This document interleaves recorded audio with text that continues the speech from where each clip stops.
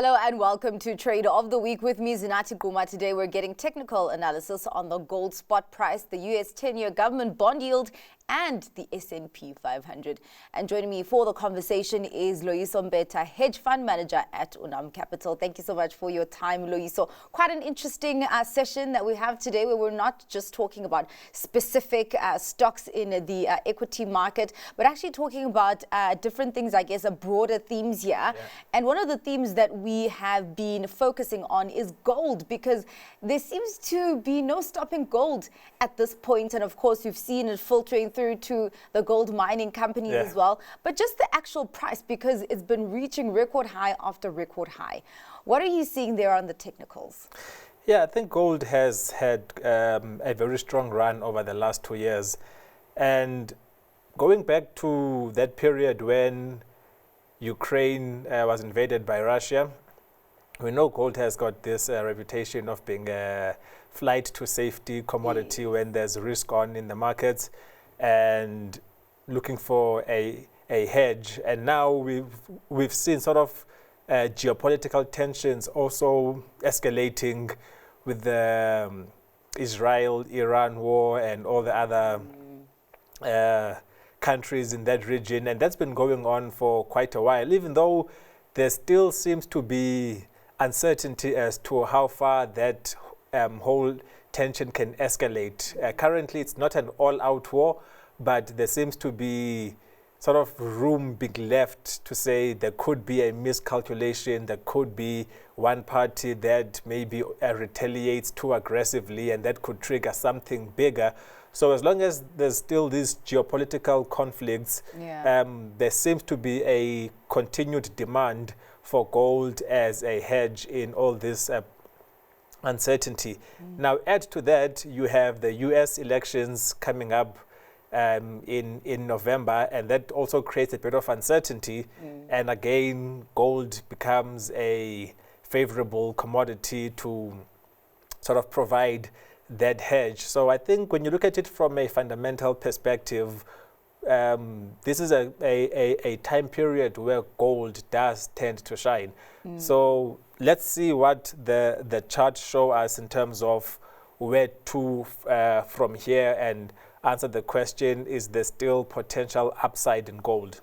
And you know what, actually on that point of the geopolitical tensions and the US elections, because the US elections provides its own area of uncertainty, but also at the same time everything is linked, because depending on who wins in the US, that also plays a part in terms of the geopolitical tensions in the Middle East, because the US is also an important, I guess, contributor in that as well, depending on which side you look at. Yeah, true. And that being said, you know, to try and forecast or sort of guesstimate who's likely to win and then try to position your portfolio accordingly is probably a guessing game. I'm sure it's a very difficult. So the best thing you can do is just hedge yourself. And again, that's where gold comes in as a hedge, because of the uncertainty. You just never know. It's so close, that race. And as far as American politics is concerned, it seems like, you know, when you look at our political landscape and you look at the American landscape and you look at the two candidates there, you know, you kind of feel like we're better off on that front. There's always a sense of predictability with us, I guess. Yeah, that as well. All right. So let's take a look at gold chart, and I'm looking at it on a weekly perspective. And just to highlight something, we can see that gold had a prior all-time high back in August 2020. And then for a full 2 years, the commodity pretty much traded sideways in a WXY consolidation pattern. And what we've seen from September 2022 has been a very, very strong rally. So we've had a 2-year consolidation period, and now we are in a 2-year current bull market. So this is what we call, from a technical terminology, a contraction period or a consolidation period followed by expansion. So now we are in this expansion phase. Now the question is, how mature is this expansion phase? So applying the wave count from this September 2022 low, what I see is we had this rally for wave 1, this correction for wave 2, And looking at the weekly chart, I'm looking at this as potentially a third wave also unfolding in 5 waves. So after this 5-wave advance for wave 3, the forecast will then be for a pullback for wave 4 and a further advance for wave 5. So from a wave perspective, there's still upside potential in gold. So the next pullback, meaningful pullback we see will then be for wave 4. But I have an alternative count, which is even more bullish when I look at it now from a daily perspective, which then gives us more detail. So I still have the first advance as a higher degree wave 1, followed by wave 2. But now, looking at it from the daily chart, I'm asking myself, could we have further expansion in this third wave? And I'm looking at it as wave 1, wave 2, and then followed by a lower degree wave 1, wave 2, which then is followed by a 5-wave advance to complete this higher degree wave 3. And then we had this correction here for wave 4. And this current advance is for this higher degree wave 3, which means then we can forecast a further wave correction for wave 4 and a final push for wave 5 to complete this higher degree wave 3.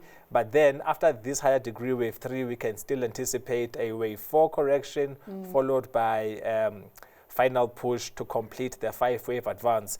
So from a technical perspective, as much as we've had a very, very strong run, the Elliott wave model shows that there's still upside potential in gold.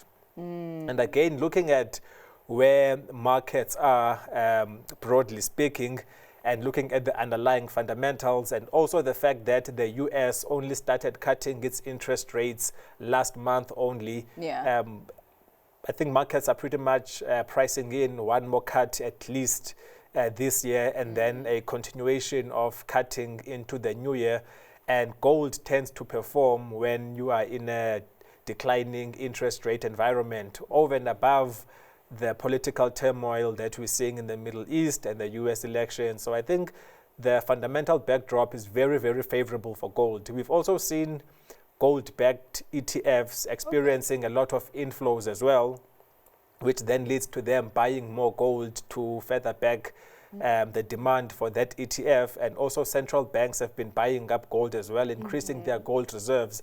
So I think this current macro environment is very, very supportive of the gold price. I know some big forecasting houses are already forecasting gold maybe breaching $3,000 an ounce by the end of the year. So the fundamentals are certainly supportive of that. I think it's highly probable, especially when you look at the fact that now it's sort of hovering around 2.750, just under 2,800.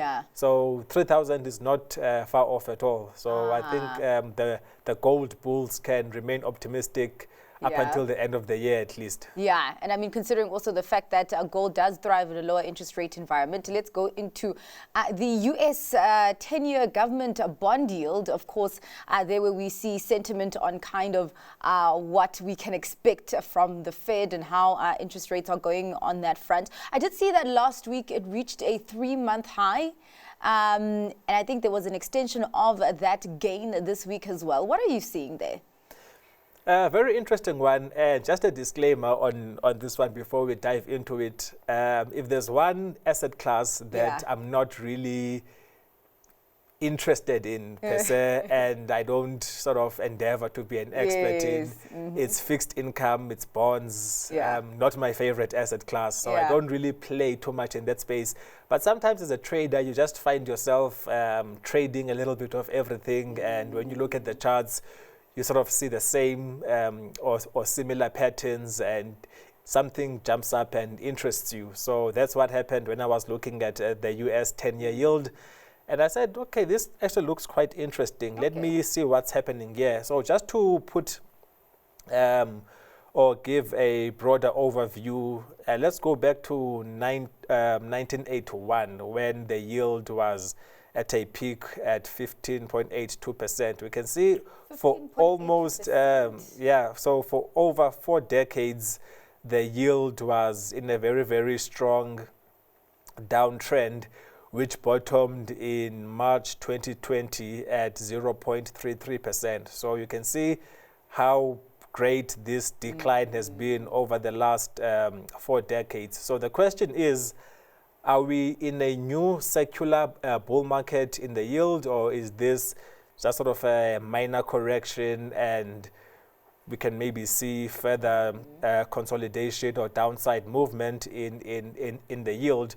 So zooming in from this March 2020 bottom, and this is where again I find a lot of utility in the Elliott wave principle, because you can apply it across all asset classes. As long as there's a stock chart, you can apply the wave principle to it. So looking at this rally from March 2020 to this recent peak above 5%, what I'm seeing is a small rally and a pullback for wave 1, wave 2, and then we have another wave 1, wave 2 of smaller degree, and then another smaller degree, wave 1, wave 2, and then the third wave unfolding in a clear 5-wave manner for a higher degree, wave 3, and then we had another pullback for wave 4, and then a strong push for wave 5 to complete this red degree, wave 3, and then we had another textbook ABC zigzag for wave 4, and then this push for wave 5 of this higher degree blue wave 3. So this correction that we had is another zigzag ABC for blue wave 4. So what I'm forecasting now is this current push up is for this blue wave 5, which will then complete the 5-wave sequence which began in March of 2020. But the question is, this 5-wave sequence, is it of a higher degree, wave 1 or wave A? So as a bare minimum, it can be wave A, meaning we should then have an ABC, meaning after this wave A, we can forecast another correction, but followed with or followed by another advance, which could take the yield maybe back to say 8-9%. So what does this mean for investors? I will not even try to answer that. I think the yield question is quite a complex one as to how you use it as an indicator.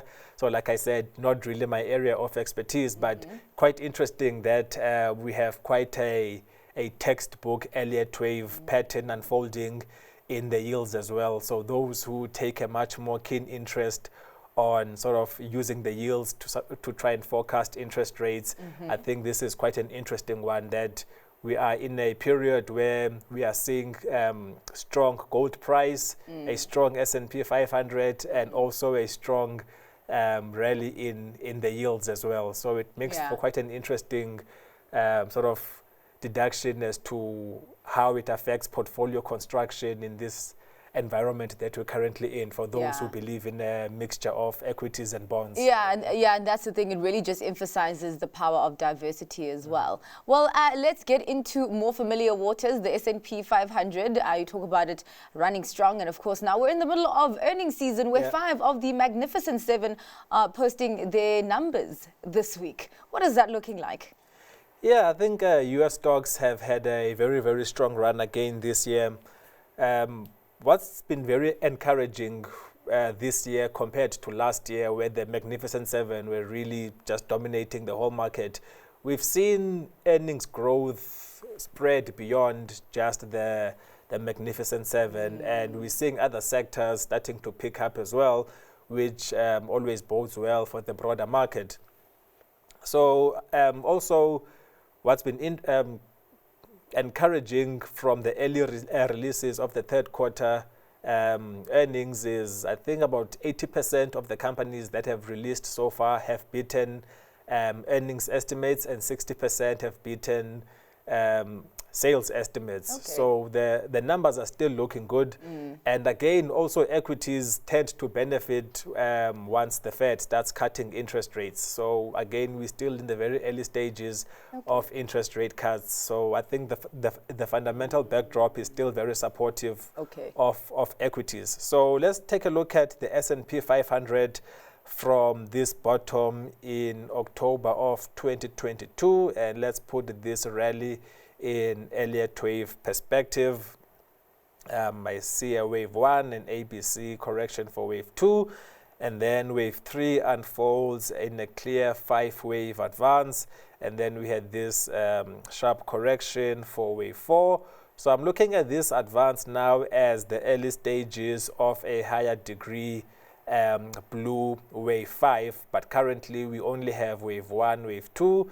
And now we are in the early stages of wave 3. So after we get wave 3, we can then forecast a pullback for wave 4 and a 5th and final push to complete wave 5 of a higher degree blue wave 5.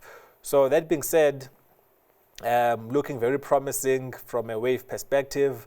I think at the current juncture, we can forecast that the S&P is going to clear 6,000 points for the first time ever very, very soon. As to how far it goes, I think 6,500 is a great possibility, as third waves can be very, very strong. So I think any sort of dip will provide a good buying opportunity for investors, and I'm still forecasting more upside in the S&P 500. Again, political uncertainty, trying to sort of position your portfolio, trying to guess who's going to win that election, probably not in the best interest. So staying invested, probably the best solution at this point. Momentum still clearly to the upside, and the wave model very supportive of further upside in the S&P 500. Yeah, that and the Nasdaq have been reaching record high after record high. So it's quite interesting because a lot of the time in different stages, people will ask, is there a bubble? Will the bubble pop? But yeah, it's quite interesting, the insights that we've been getting, that there's actually more juice left there on that front. Yeah, I think also, I don't, do you have more time? Yeah, 1 minute. Yeah, okay. So again, the bubble question, we answered it previously. Yeah. This AI rally is nothing like we saw with the dot-com bubble. Yeah. You have a handful of companies that are really benefiting from the AI surge, and all these companies are high quality growth companies with solid balance sheets, solid cash flows, and they are investing capex, which is not in the form of debt. It's capex from their own reserves. So when you look at it from that perspective, you cannot refer to it as a bubble, unless, of course, we start to see a decrease in the adoption and monetization trends in AI. Then we can say, so all this investment for nothing. But currently, there has been no signs of that. We're seeing very strong increase in adoption, very strong increase in monetization. And now the AI trend is sort of spreading across sectors now, with more and more adoption happening across various industries and sectors. So okay. No bubble as far as I'm concerned. All right. Well, thank you so much for that and that analysis there. That was Loyiso Mpeta, hedge fund manager at Unum Capital. That's a wrap for today's edition of Trade of the Week. You can catch us again next week for technical analysis on some of your favorite stocks.